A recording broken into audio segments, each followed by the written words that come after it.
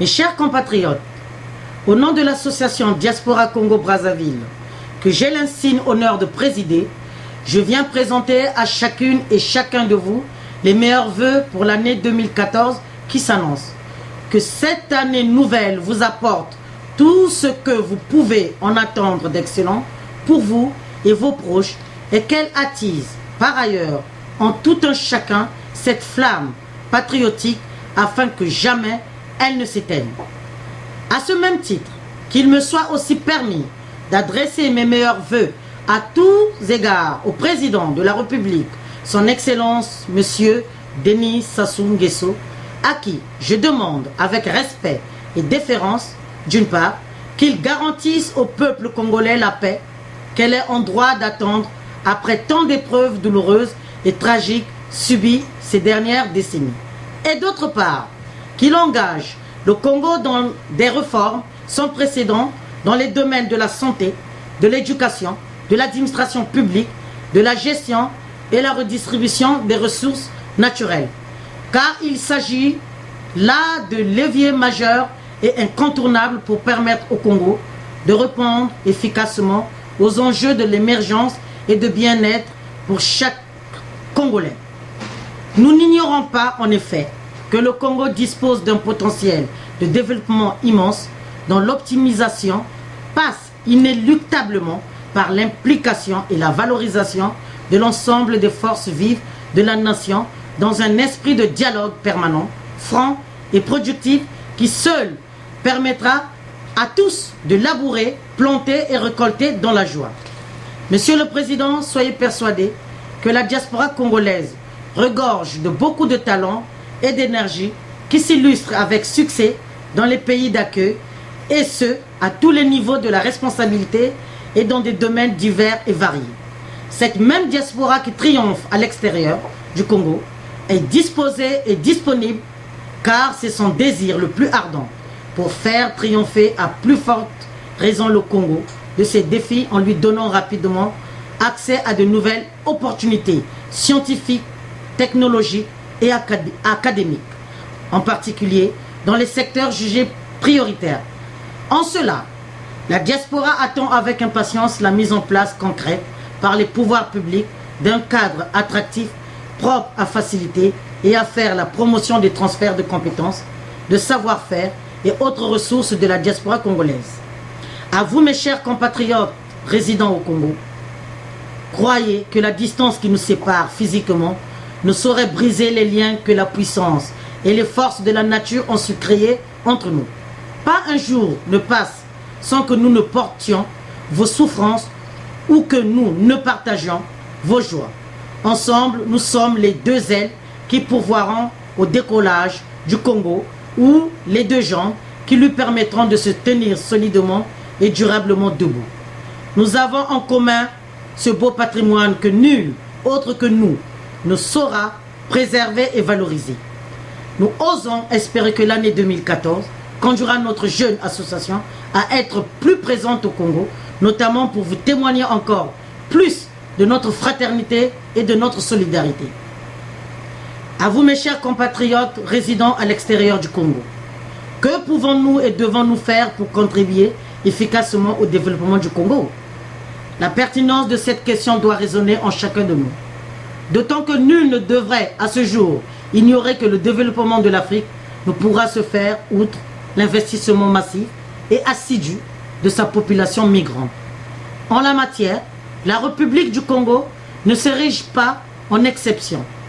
Certains au milieu de nous se sont engagés dans des actions personnelles aux fortunes diverses. Pour la plupart d'entre nous, c'est au travers des transferts de fonds que cette implication s'illustre particulièrement. Or, force est de noter que de telles actions, certes indispensables, ont des effets pour le moins limités. Il est donc plus que temps de penser à des projets d'envergure, créateurs d'emplois durables et générateurs de revenus dans un cadre de développement participatif, communautaire, durable et surtout un partage de connaissances, un transfert de technologies et de compétences.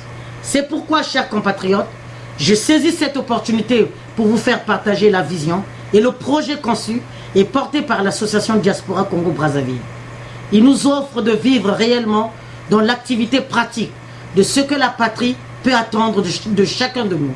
Je vous invite à connaître Diaspora Congo-Brazzaville sous sigle de DCB. Si je suis devenu au fil de ces 2 années une figure de la diaspora, cela je le dois avant tout à DCB. Et j'en profite d'ailleurs pour saluer affectueusement chacun des membres. Diaspora Congo-Brazzaville a déjà 2 ans. C'est une association patriotique qui se veut politiquement neutre. Elle ne s'inscrit donc pas dans une perspective de conquête de pouvoir, mais tend davantage à unifier les Congolais de l'extérieur au-delà de leurs divergences de toute nature pour se mouvoir ensemble et unis dans une dynamique de solidarité et de développement. Quelle est la vision de DCB? Sa vision consiste à faire de la diaspora le fer de lance du changement des mentalités, indispensable au développement du Congo. Pour ce faire, la diaspora se doit de faire preuve d'exemplarité dans son implication dans l'action collective à la fois. Par son unité indéfectible autour de la cause du Congo, au-delà de la diversité ethnique, socio-culturelle, d'opinions politiques, religieuses et autres de ses membres. Par l'efficacité incontestable de son action sur le terrain, elle entend par un effet d'entraînement propager et valoriser au sein des compatriotes les vertus de l'unité, du travail, de la rigueur et de la responsabilité en tant qu'atout indispensable et efficace de la réussite de toute action commune, telle l'édification d'une nation solide et prospère. Concernant le projet de DCB en bref, celui-ci se décline en 4 leviers d'action. Le premier levier, créer une dynamique de solidarité au sein de la diaspora congolaise et favoriser par ailleurs l'insertion de ses membres dans leur pays d'accueil respectif. Il y a lieu de rappeler en effet que c'est parce que la diaspora sera solidaire et stable qu'elle trouvera plus aisément les ressorts et les moyens d'agir unis et avec efficacité. Le deuxième levier, mettre en place des actions humanitaires et caritatives pour répondre autant que faire se peut à certains besoins immédiats des populations au Congo. L'idée est que malgré toute la bonne volonté, l'État ne peut répondre à lui seul à tous les besoins des concitoyens. Il lui faut pour pouvoir compter dans certaines circonstances sur des fils et des filles du pays capables de se lever et de s'ériger en alliés sûrs et efficaces, certes vigilants. Le troisième levier, s'ériger en force de propositions crédibles et innovantes auprès de pouvoirs publics congolais. La diaspora renferme des atouts et des compétences à tout égard. De plus, de par son immersion dans une autre culture, elle acquiert incontestablement une plus-value en termes de savoir, de savoir-faire et de savoir-être. De ce fait, elle peut s'avérer être une force de proposition innovante non négligeable sur bien des thématiques.